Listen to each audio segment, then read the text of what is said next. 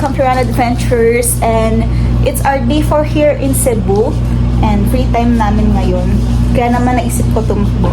Nag-search ako ng iba't ibang jogging place dito sa Cebu, and one of it is yung CCLEX or yung Cebu Cordoba Link Expressway.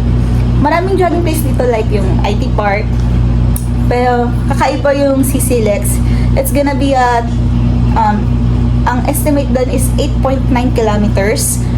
And nakita ko siya nung nag-city tour kami. Medyo kinabahan ako kasi parang ang haba niya. Kinakabahan ako, pero feeling ko kaya ko naman. And sabi nila nagsa-start yun ng 5 a.m. pero 5:15 na po. Yan, mag-aangkas na lang ako papunta doon, and then I start na. Sabi ni ate, so nalaman ko lang tong place na pwede pala mag-jog doon through TikTok. Ayan, sabi ni ate, 5 a.m. siya nag-open, and every Sunday or tuwing Sunday morning marami naman din daw nagjo-jogging. So, hindi ako mag-isang tatakbo dito.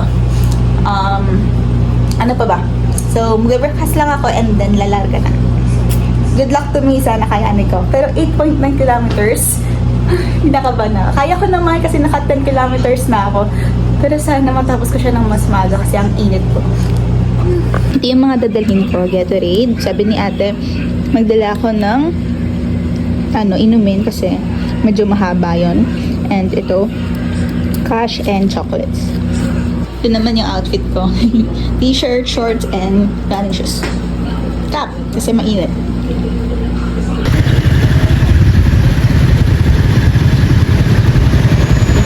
Ako guys, nag-angkas ako papunta dito, and ayan po yung tatakbo ko, yung bridge simula dun sa starting point hanggang dun sa pinakadulo. So good luck to me, kaya ko to. 8.9 kilometers, and hindi siya pantay. Kita-kita nyo naman, merong uphill, downhill, and marami naman pong nagjo-jogging. So kinakabahan ako kasi first time ko to gagawin, and nasa Cebu ako. So good luck to me. Sabi ni Kuya Angkas, good luck daw sa akin. So hindi natin siya bibiguin. Yan, doon yung entrance. Nalakad lang ako. Yun, kita niyo ba may uphill? And it is the longest bridge in the Philippines. Guys. Running alone. Yan guys, dito na yung registration. Entrance. Guys, tapos na ako mag-register. Tapos na ako mag-register. Wala na, ito na. Wala na atrasan to guys. So, work up na natin itong walking. Pero sana naman wag ko lakarin to, no? Sana itakbo ko din. So, ayan, no? Expressway to.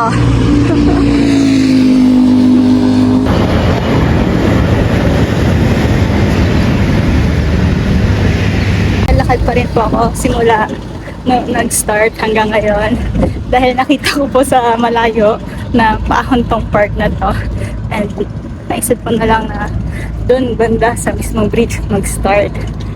So, ayan. So ngayon ang nararamdaman ko, kinakabahan pa rin ako, pero kaya ko to. What kasi pero alam niyo naman ako, I'm always open for new adventure. Toll rates dito sa CCLEX. Kung sakaling mapadaan kayo.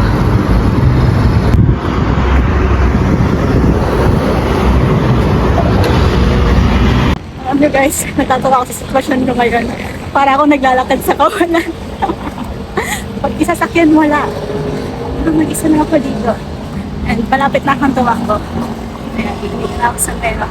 Andito na ako sa part na malapit lang bridge. Ayun na yung nalakad ko. Start ko talaga ba? Alam niyo ba guys na meron akong fear of heights? And simula umpisa hanggang ngayon, nanginginig ko yung tuhod ko. Pero ang ganda, ang ganda ng view.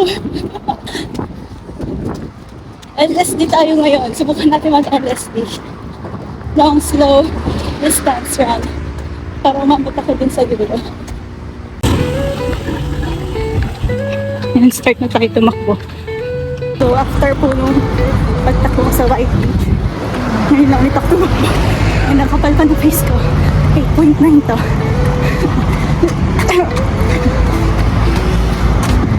Yan, nakikita na ako mga tao. Kanina kinakabahan ako sumisip ako dito.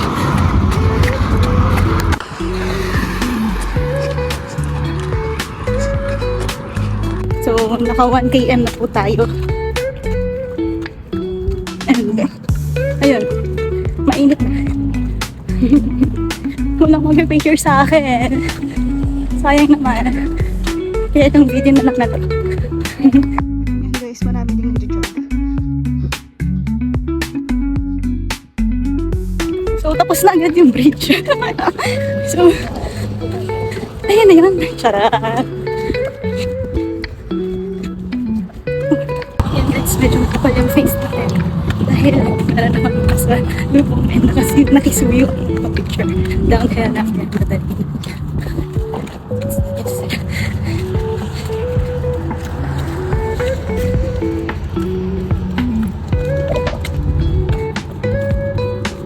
Ang sarap sa feeling. Sarap. So, doon banda, medyo patag na after kiss na mag-hilid. Nakatawa.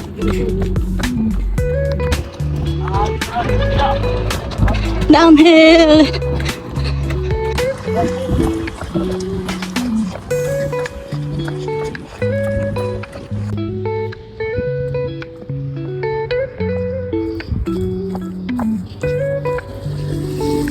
So guys, this is a reminder to run at your own pace.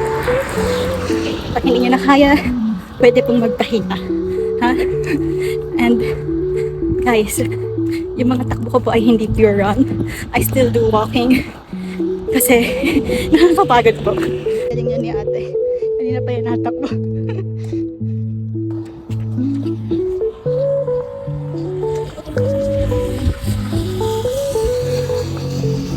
Update.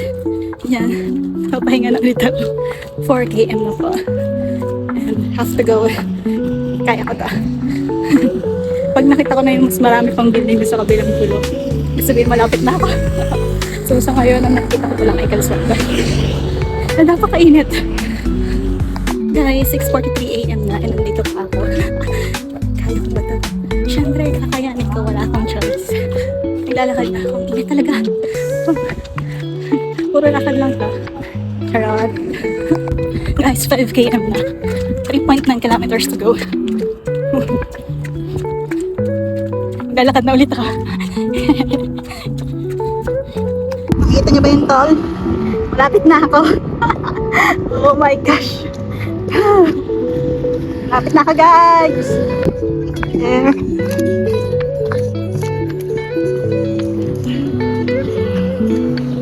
This is vlogs. Here. So update. Andito na ako sa small toll exit and 7 km na po. Ang nilalakad ko, sure. Mas marami pa yung nilakad ko sa tinakbo ko.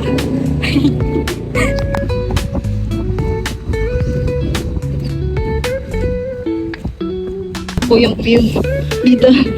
7 kilometers from the start of the bridge. Konti na naman tumatakbo. Yun na. Parang natakbo. Mga naglalakad na.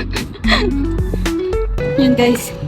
Iwan ko na itsura ko. Sobrang haggard ka na. And mas pinipili ko na pong maglakad ngayon dahil makulimlim. Dahil dyan. Ang init. And 7.6 kilometers na. Malapit na tayo sa exit. I mean, sa pinakadulong part ng expressway. Naka-exit na tayo. Guys, exit na. Ito ang exit na. Did it. Nakakatuwa. Kanina lang kinakabahan ako pero ngayon tapos ko na talaga. Sobrang achievement to para sa akin. Sana tama yung pagkakaano ko, no? Na totoong exit na to. Kasi gusto ko na pong umupo at magpahinga. Ito po yung 10 kilometers na hindi ako puminto. Dire-diretso lang. Kapag pagod na, naglalakad lang talaga. Hindi ako humihinto. Exit.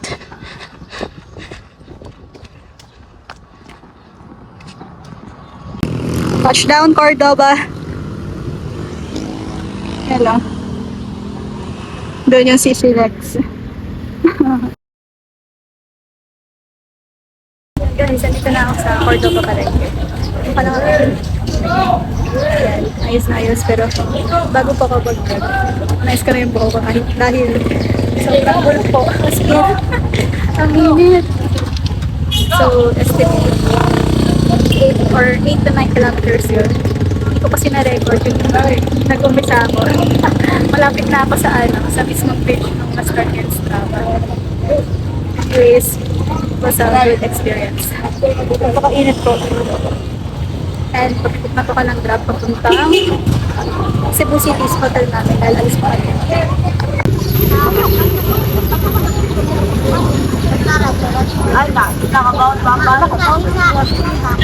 Nakabook na po ako ng angkas pabalik sa Cebu City. And thank you po kay Kuya Guard ng Petron dito. Ayan, mukhang nakita niya yata naghahanap ako ng landmark. Hindi ako familiar dito. Tinulungan niya ako. Sabi niya dito.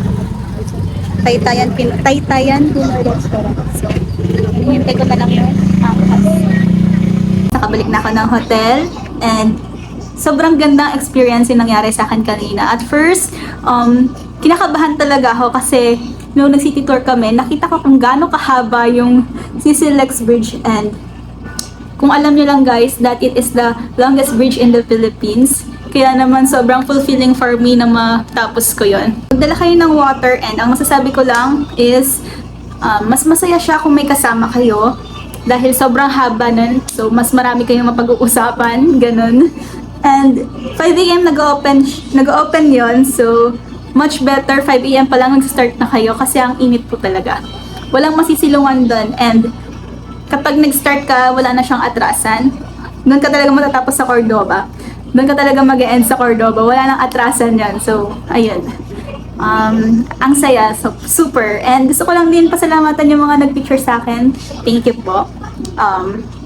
Ayun. So, bye-bye guys. See you on my next running vlog. Wow, running. So, gusto ko lang sabihin na hindi yun pure run na. Run at your own pace. That's all for today's adventure. See you on my next vlog.